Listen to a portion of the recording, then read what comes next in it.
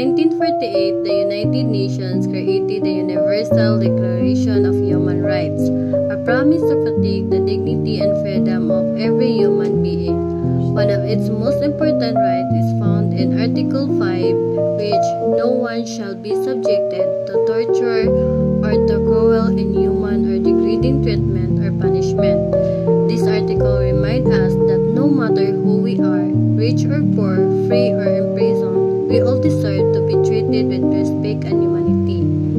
Article 5 protects people from all forms of torture, physical pain, psychological abuse, or any treatment to degrade or break a person's spirit.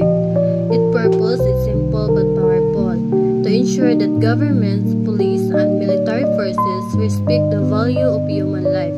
Even in times of war, investigation, or conflict, torture should never be justified. When we protect this right, we protect the very sense of human dignity. But history reminds us that this right has not always been respected during the years of martial law in the Philippines. From 1972 to 1981, thousands of Filipinos were silenced for speaking out against the government. Many were arrested without warrants. Inside destination camps, prisoners were beaten, electrocuted, or forced to confess to crimes they never committed. One of them was Lelia, a young student activist. She believed in freedom and joined peaceful rallies calling for justice. One night, soldiers came to her home. She was blindfolded and taken away. For days, she was interrogated, slapped, and shocked with electricity. They told her to admit she was a rebel, but she was only a student, brave but powerless. When she was finally released, her body was bruised and her heart was scared. She could no longer sleep without remembering the screams she heard in the dark. Lilia's story is just one of thousands during that time.